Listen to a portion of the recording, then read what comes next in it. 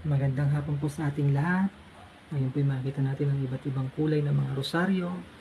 Ang rosaryo po ay hango sa wikang Latin na rosarium at sa English po ay flower of roses.